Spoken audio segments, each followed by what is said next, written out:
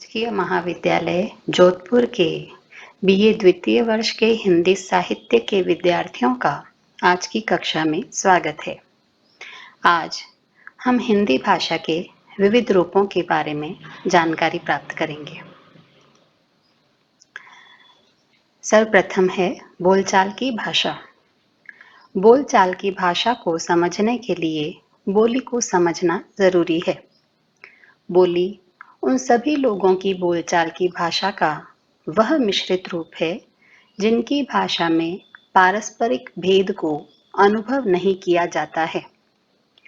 विश्व में जब किसी जनसमूह का महत्व किसी भी कारण से बढ़ जाता है तो उसकी बोलचाल की बोली भाषा कही जाने लगती है, अन्यथा वह बोली ही रहती है। स्पष्ट है कि भाषा की अपेक्षा बोली का क्षेत्र, उसके बोलने वालों की संख्या और उसका महत्व कम होता है। एक भाषा की कई बोलियां होती है क्योंकि भाषा का क्षेत्र विस्तृत होता है।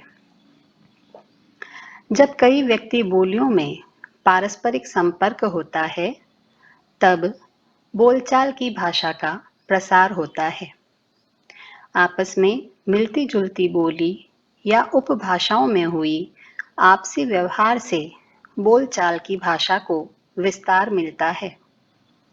इसे सामान्य भाषा के नाम से भी जाना जाता है। यह भाषा बड़े पैमाने पर विस्तृत क्षेत्र में प्रयुक्त होती है। भाषा का एक अन्य रूप है राजभाषा। जिस भाषा में सरकार के कार्यों का निष्पादन होता है उसे राजभाषा कहते हैं। कुछ लोग राष्ट्रभाषा और राजभाषा में अंतर नहीं करते और दोनों को समानार्थी मानते हैं, लेकिन दोनों के अर्थ भिन्न भिन्न हैं। राष्ट्रभाषा सारे राष्ट्र के लोगों की संपर्क भाषा होती है, जबकि राजभाषा केवल सरकार के कामकाज की भाषा है। भारत के संविधान के अनुसार हिंदी संघ सरकार की राजभाषा है। राज्य सरकार की अपनी अपनी राज्य भाषाएं होती हैं। राजभाषा जनता और सरकार के बीच एक सेतु का कार्य करती है। किसी भी स्वतंत्र राष्ट्र की उसकी अपनी स्थानीय राजभाषा उसके लिए राष्ट्रीय गौरव और स्वाभिमान का प्रतीक होती है। विश्व के अधिकांश राष्ट्रों की अपनी स्थानीय भाषाएं राजभाषाएं हैं। भाषा का एक अन्य रूप है राष्ट्रभाषा। देश के विभिन्न भाषा भाषियों में पारस्परिक विचार विनिमय की भाषा को राष्ट्रभाषा कहते हैं। राष्ट्रभाषा को देश के अधिकतर नागरिक समझते हैं, पढ़ते हैं या बोलते हैं। किसी भी देश की राष्ट्रभाषा उस देश के नागरिकों के लिए गौरव, एकता, अखंडता और अस्मिता का प्रतीक होती है। महात्मा गांधी ने राष्ट्रभाषा को राष्ट्र की आत्मा की संज्ञा दी है। एक भाषा कई देशों की राष्ट्रभाषा हो सकती है, जैसे अंग्रेजी आज अमेरिका, इंग्लैंड और कनाडा इत्यादि कई देशों की राष्ट्रभाषा है। भारतीय संविधान में हिंदी को राष्ट्रभाषा का दर्जा तो नहीं दिया गया है, लेकिन इसकी व्यापकता को देखते हुए इसे राष्ट्रभाषा कह सकते हैं।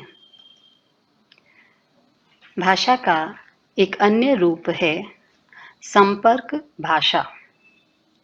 अनेक भाषाओं के अस्तित्व के बावजूद जिस विशिष्ट भाषा के माध्यम से व्यक्ति, राज्य और राज्य तथा देश विदेश के बीच संपर्क स्थापित किया जाता है, उसे संपर्क भाषा कहते हैं।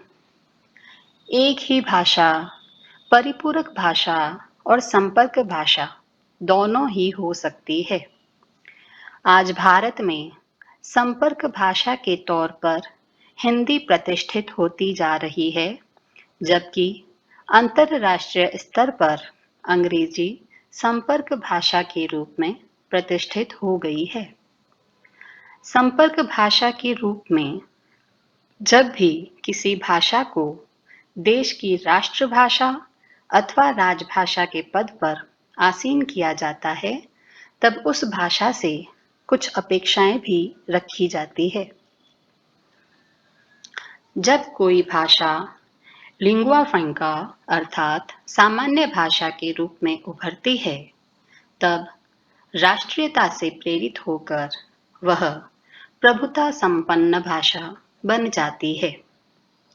यह तो जरूरी नहीं कि मातृभाषा के रूप में इसके बोलने वालों की संख्या अधिक हो, पर द्वितीय भाषा के रूप में इसके बोलने वाले बहुसंख्यक होते हैं।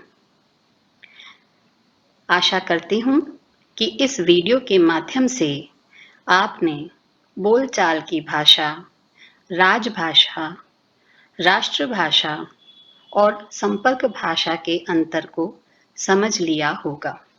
धन्यवाद।